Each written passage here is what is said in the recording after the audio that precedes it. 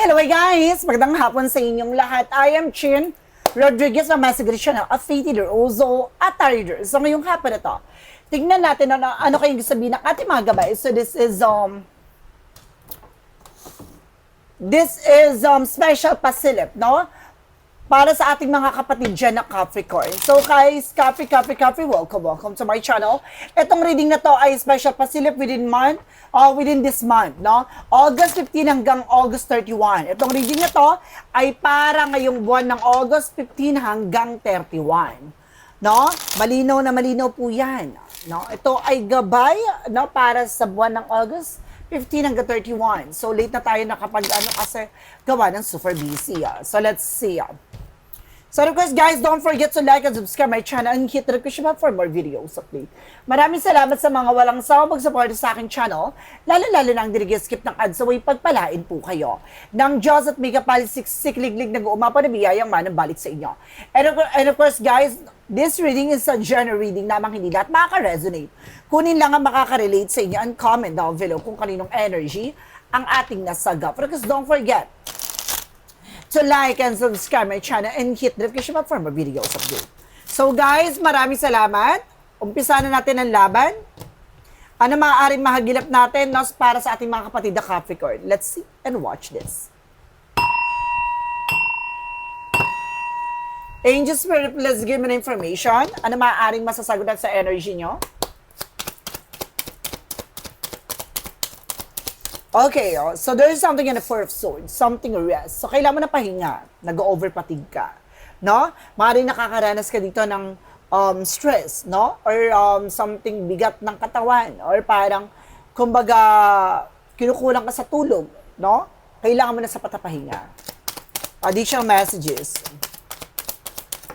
And there's a Hermit card, just a spiritual awakening. So may mga bagay na parang, kumbaga liliwanag dito or lilinaw na kailangan mo makawala sa comfort zone mo. Sa mga bagay na kinakatakutan mo, sa mga bagay na iniiwasan mo. So may mga pangyayari sa buhay mo na kailangan, kumbaga matuto kang i-drive yan. No? Hindi mo kailangan umiiwas o hindi mo kailangan matakot sa mga bagay na nangyayari sa buhay mo, bagkos kailangan mong harapin ng may tapang at lakas ng loob. So, ganun yan.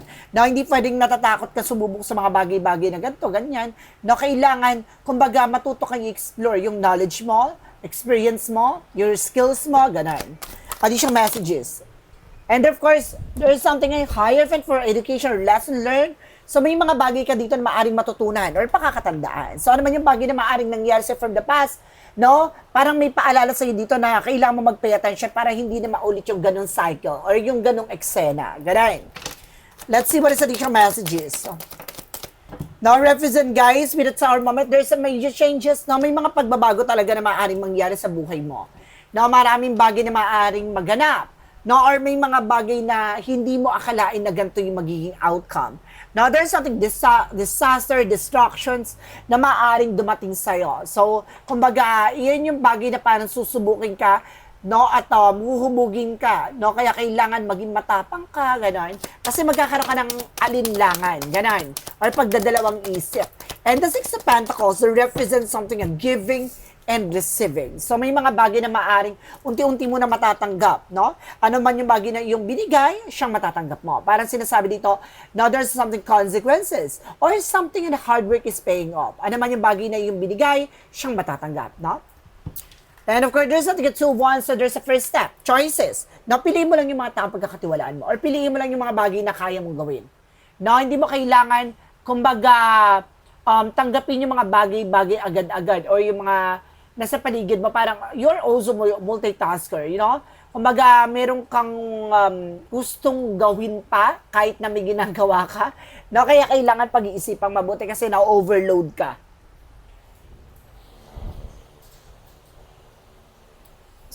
Wait lang, guys. Okay, let's see. Additional messages tayo. Ang init. Wait lang, guys. Ayusin ko lang tong anak ko. Yan. What is the Four of Swords? The Four of Swords represent what? There is something that cause emotional intelligence. Na pagdating sa emosyon, kailang kalmado. No? Siguro na na-overpatig ka, gawa ng parang gusto mong gawin itong mga bagay na to, ayaw mong, kumbaga, ma-disappoint, ayaw yung tao na to, ganyan. Kumbaga, nagiging aggressive ka, no? To the point na parang, kumbaga, alam mo nang hindi mo kaya yung mga bagay talagang kinukuha mo or ginagawa mo, no? Parang meron ka dito mga sideline, ganon. Kahit na may trabaho ka, gumagawa ka ng paraan para mag-earn pa ng more, no? There's a Hermit card. That represents something in Upper Pentacles, saving and protecting. So may mga bagay na kailangang protection na natingatan, no? Hindi pwedeng ura-urada ka, hindi pwedeng birabirada ka. Now, of course, the Hierophant represents with the Three of Swords, something a pain. No, may mga part dito na maaaring madidisappoint ka, no, may mga part dito na maaaring kumbaga, masasaktan ka, kaya kailangan matuto ka na sa mga lessons or nangyari sa'yo. Okay. No? Kasi may mga bagay ka dyan na, kumbaga, nangyari sa'yo sa nakaraan na maaaring susubukin ka ulit, ganon. Kumbaga, may mga pangyayari dyan na parang patatatagin ka talaga ng pagkakataon at panahon. With the Tower moment, represent with the Chariot card, there's something yung action with it. Magkakaroon ng changes sa development sa situations mo. Biglaan to ha. May mga biglaan mangyayari ngayong August na to na hindi mo ina-expect. And there's a judgment. See, there's something, a wake-up call. So, see, kailangan mo mag-pay attention. No? Kasi meron ditong, kumbaga, ngayong buwan ng August, na hanggang 15 hanggang 31, no? Kumbaga sinasabi dito, hinay-hinay sa kagastusan. No? Kasi magtutuloy-tuloy siya. What is the Two of Wands? What is the Two of Wands? The Two of Wands represent, guys, with the King of Pentacles, secure and practical. So, kumbaga, piliin mo lang yung mga bagay na makakatulong sa'yo. So, may mga bagay na maaaring na pinagkakaabalahan mo, or may mga bagay na nakasanayan mo na kailangan, kumbaga, imiwas ka sa mga bagay na hindi nakakatulong for your current situation, no? Sa sitwasyon mo. What is the Four of Swords? Is the Queen of Cups. There's a Six of Cups. Now, there's a familiarity. No, you're feeling tired, you're feeling frustrated. No, that because of this past situation na maaring nanunumbalik. Kaya pa ulit-ulit daw yung eksena mo eh. Kasi may mga bagay na kailangan mo matutunan. Na kailangan putulin mo yung ganung pattern. Kasi nakasanayan mo na siya. So parang nahihirapan ka i-let go, nahihirapan kang baguhin yung perspective mo or pananaw mo or mga nakagawian mo kasi parang kumbaga nasanay ka sa ganung atake eh. So kailangan mabago yung ganung sistema. What is the Hermit card? Because the Four of Pentacles. Siguro may mga unhealthy habits ka, no? May mga nakasanayan ka na hindi maganda. And of course, there's the Four of Cups. Not just evaluate or analyze. So see? So may mga bagay talaga na kailangan pag-isipan with the Four of Pentacles. Saving and protecting, budgeting. With the Hermit card, there's the spiritual awakening. So may na parang pinamumulat sa'yo na kailangan mo muna pag-isipan mabuti yung bawat action and decision. Hindi dapat pala desisyon. No? Kumbaga may mga bagay ka na gustong gawin for the meantime, pag-isipan, no? Hindi pwedeng, kumbaga, ura-urada, bira-birada, gano'n. Kailangan pag-iisipan. What is the Hierophant? And of course, the Three of Swords. Represent, guys, with an Empress card for river. Disconnect from the world. So, may mga bagay na kailangan mo matutunan talaga dito. No? Sa mundong ginagalawan mo, marami ka natutunan, marami ka naranasan, na para hindi maganong maulit. This is something an Empress card for renewal. So, nare-renew lang siya. No, nauulit siya. Maraming blessing na dumarating, pero ang nangyayari dito, kumbaga, there's a flow of flow of money, yes. So, flow of money, the way na parang, kumbaga, kagastusan yung doon, no? Negative yung atake, hindi siya positive. So, kaya kailangan hinay-hinay, no? Narirenew lang na narirenew, no? Para mas madaling salita, para kang nangutang, no? At may utang ka, then of course, may, kumbaga, may another utang na naman, so, tas may darating na pera, so, bago pa dumating yung pera, pinangutang mo na naman, gano'n. So, what is the Tower moment? Because the Chariot card. There's an Ace of Wands, something a plan. So, dito papasok ang mga bagong proyekto, plano. There's something bright idea. So, may mga bagay na maaaring magdala sa'yo ng changes dito. No? I feel something a beautiful disaster. Na may mga bagay na masisira sa situations mo, pero sa magandang eksena or madaling pamamaraan.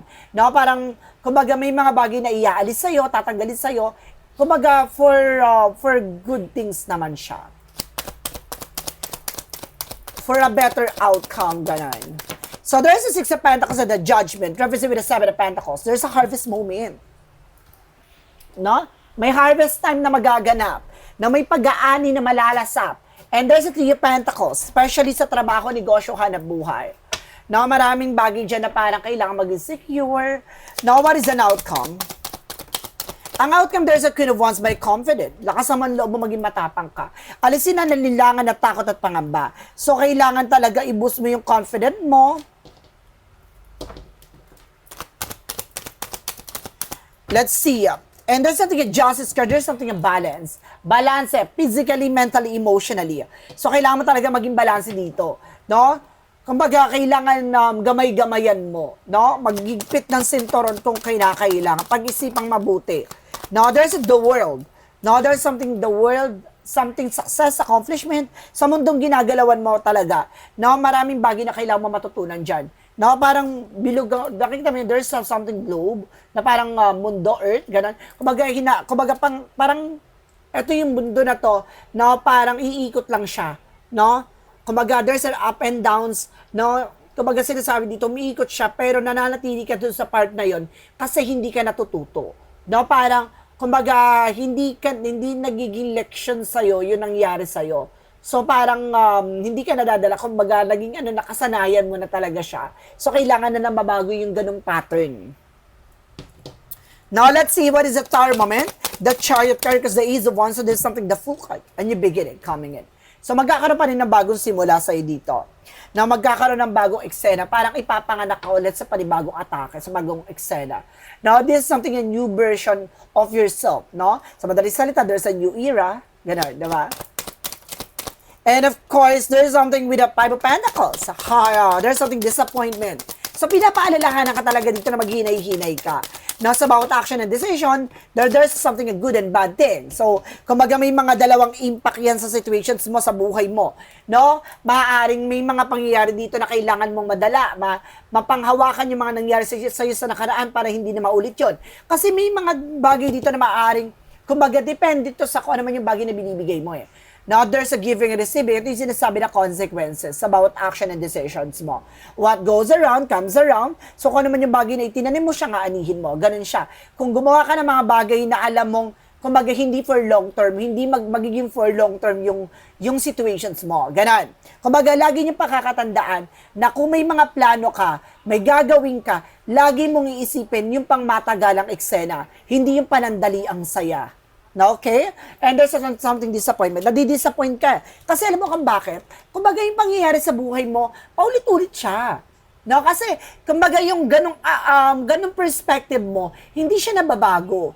No, hindi siya naiiba. So isa sa bagay na kailangang mabago dito, yung kumbaga kaisipan na bigyang liwanag, no, na kung ano man yung bagay na nangyayari sa iyo na kumbaga for example, na parang sinasabi dito, mag-isip ka, no, itong bagay na to, makakatulong ba sa ito for good, no? Pang magiging matagalan ba tong atake na to, or kumbaga ito ay sandali lang eksena na to, tapos another na naman. Hindi dapat ganun yung kumbaga perspective mo. So kung papasok ko sa isang eksena, kailangan alam mo itong bagay na to, kumbaga mapangahawakan mo siya, no, sa pangmatagalang eksena. At the same time, no, parang napapolish yung skills mo, na-enhance your ability mo, no, yung knowledge mo at the same time. Ganun siya. And of course, there's the Sun card, because the Eight of Swords reverse, na parang sinasabi dito, there's a freedom from toxic and negativities around.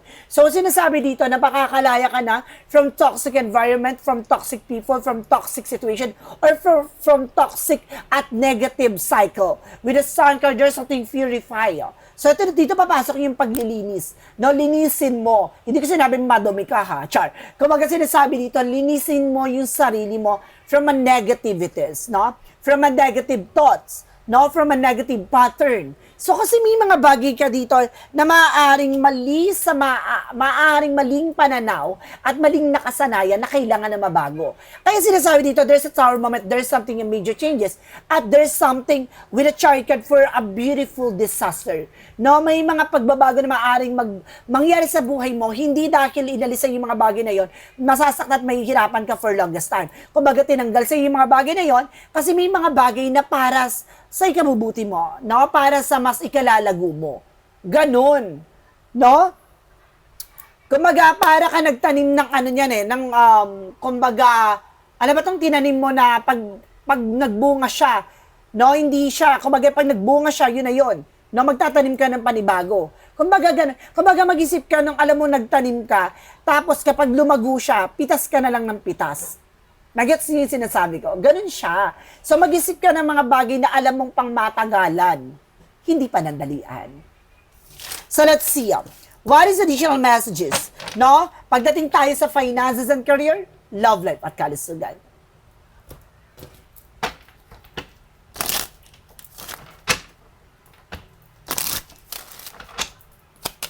Finances and career, love life at kalusugan.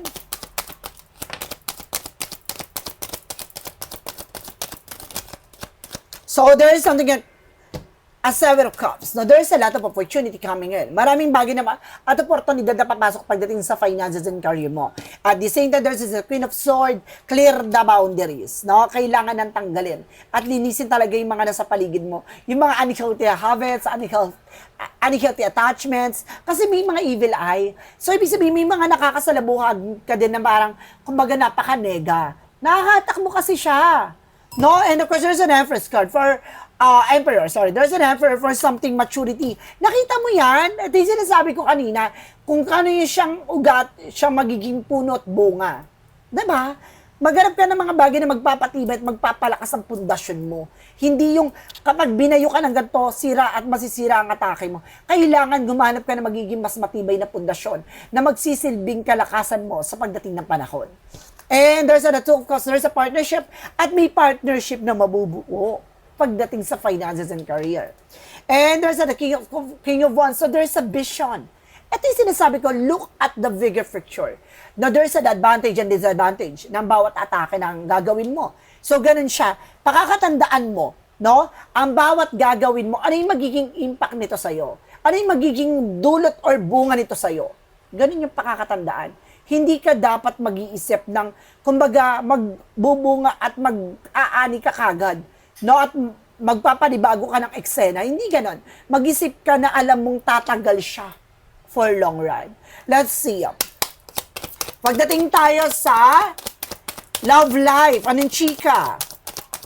No, pagdating sa pag-ibig naman, no, there is something a Fiji wants. So there's a news. Some of you guys, no, if you are being single, may taong darating na may mensahe. No, may darating na mensahe dito, mag-uusap or magkakaroon kayo ng collaboration talaga. And of course, that brings you with a commitment. And of course, there's something a Seven of Wands, sorry. The Seven of Wands, something protection. So, sinasabi dito na proteksyonan mo ang pag-ibig o relasyon mo. No? Kumbaga, kailangan mas maging mabusisi at mag-ingat ka sa mararamdaman ng person nyo. No? Kumbaga, kailangan mag-build kayo, no, ng mas matibay at mas malakas na pagsasama. Na alam yung pares kayo magbe-benefits talaga. And there's an Ace of Pentacles. Now, there's something a big shit and big money coming in. So, nandito papasok yung malaking opportunities, malaking pera, and of course, there's something with the Nine of Cups. There's a wish fulfillment. Dito rin papasok yung matutupad yung mga pangarap mo talaga. No, pagdating sa relasyon, magiging masaya ka at magiging masaya ang pamilya mo. Hindi ko sinabi pang fairy tale ang atake mo, ha. Pero sinasabi dito, ito yung fantasy mo. Magaganap talaga siya. And of course, there's something at Ten of Cups, something a happiness. Diba?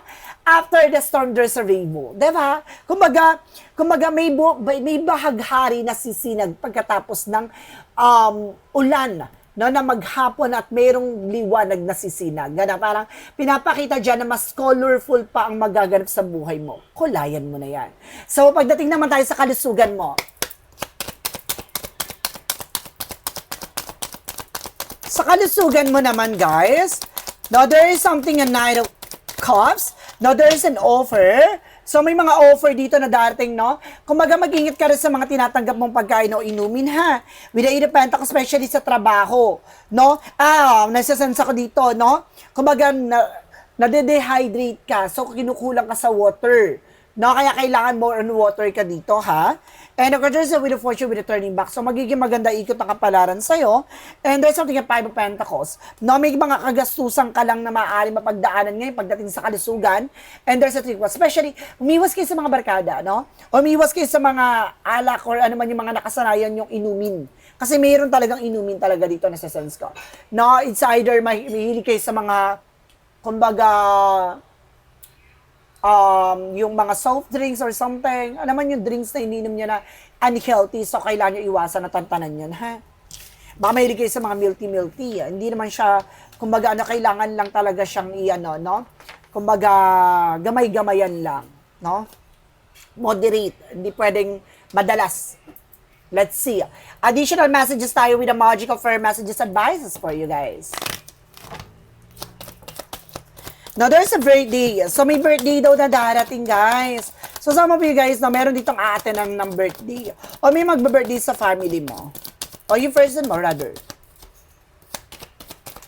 Now, let's see. There's something, patient please. So, kailangan mo kumalma. Habaan ng pasensya mo. Huwag kang maging aggressive. No? Maging kalmado ka sa lahat ng panahon at lahat ng pagkakataon. So, let's see, guys. What is additional messages with a yin and yang oracle card?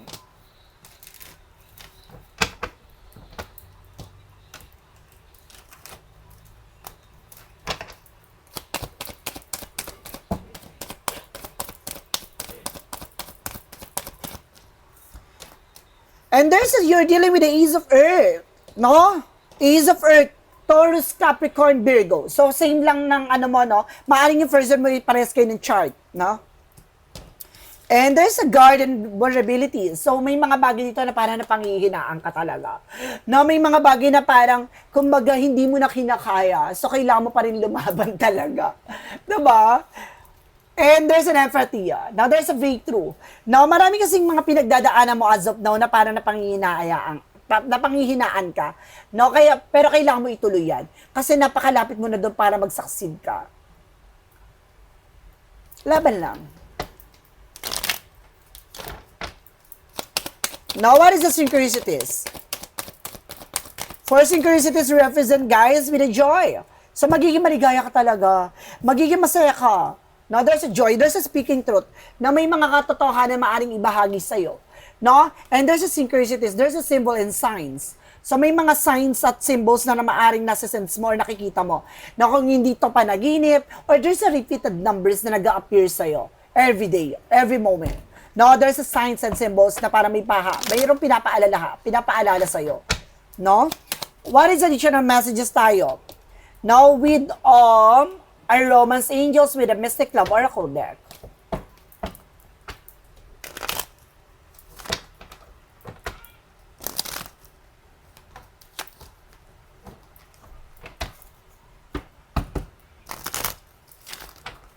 What is Synchronicities, Angel Spirit? What is the Romance Angels? Represent with I'm sorry. Meron ditong hihingi ng tawad. Sino tong hihingi ng tawad? Now, there's a name sorry. And there's something dating with someone. So, kung ikaw ay single, maaaring nagdi-date kayo with your person or another person.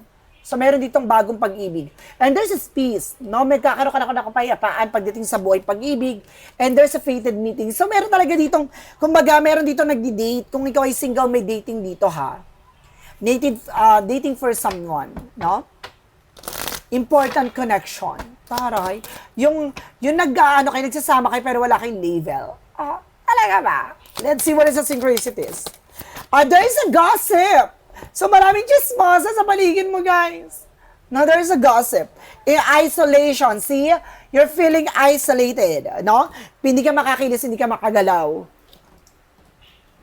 Now, there's a self-worth. So, sinasabi dito na kailangan pahalagahan mo ang sarili mo. No? Tingnan mo yung sarili mo. No, yung halaga mo bilang isang tao. Ha? What is Archangel Michael messages? Focus sa pan-divine perfect health. So, kailangan mo mag-focus sa kalusugan mo.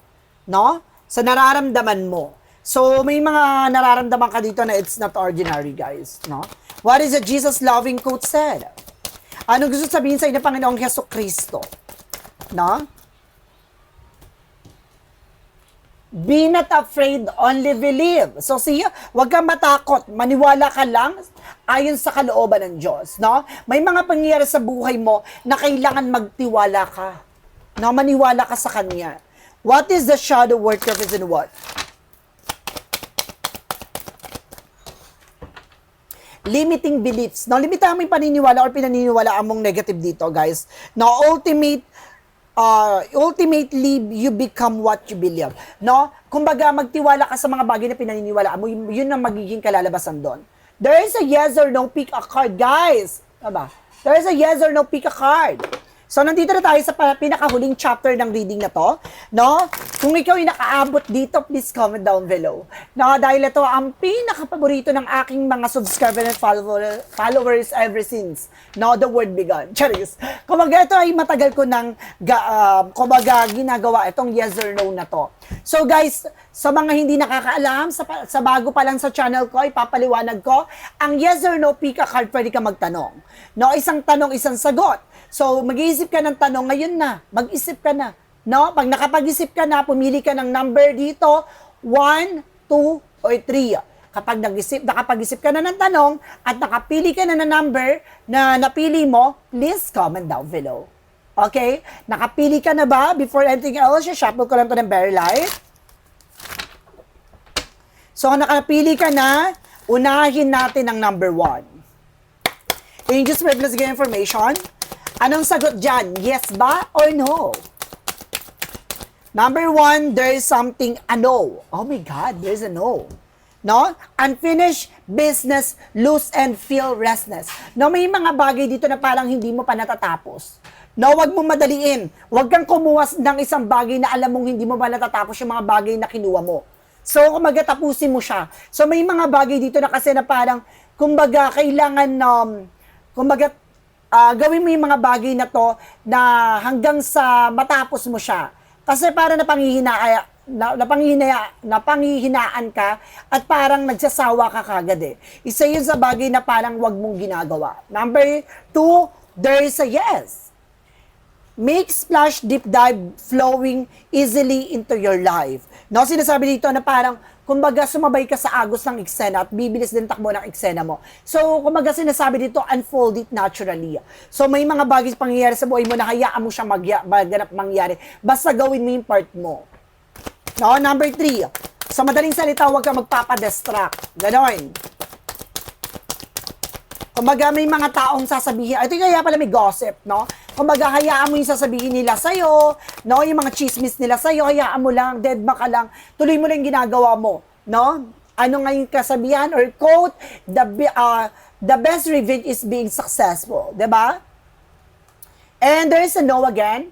Number 3, there's a no, not ready to get started, plans are fully formed. Kung may mga plano ka, wag mo siya kagad i-pursue. Pag-isipang mabuti. No, gamayan mo mabuti bago mo siya ilaban. Kasi may mga bagay dito na parang hindi ka pa handa. Or meron kang bagay na parang hindi mo pa ready sa mga bagay niyo kasi hindi mo pa tapos. Tapos kukuha ka na naman ng another. So, iwasan mo yung ganon. So, yun yung mga bagay na parang nagdadala sa'yo para maipit ka at mahirapan ka. At para, kumbaga, mas lalo kang mabaon doon sa eksena. So, ganun siya. Kumbaga, mahirap kasi yung puro bago ng bago. No? Kaya kailangan, kumbaga, kung maaari, pagtiyagaan mo siya, no? Yung bagay na ginagawa mo hanggang sa ma-fulfill mo yung fantasy mo, yung gusto mong mangyari, no? Hanggang sa makamit mo yon. Doon mo makikita yung matagal mo ng hinahangad. Makukuha mo talaga siya. So, guys, this is special pasilip, no? For the month of August 15 hanggang 31 for the sign off. Capricorn. So, Capri, maraming salamat for this wonderful reading. So, once again, this reading is a general reading namang hindi lahat makaka-resonate, kundi lang ang makaka-relate sa inyo. And comment down below kung kaninong energy ang ating nasagap. Because don't forget to like and subscribe my channel and hit the notification bell for more videos update. Maraming salamat sa mga walang sawang pag-support sa aking channel, lalo-lalo nang dinigi-skip ng ads sa way pagpalain kayo ng Diyos at may kapal siksikliglig na guumapo na biyayang manang balik sa inyo. Maraming salamat guys and see you in the next video. Bye-bye and babush.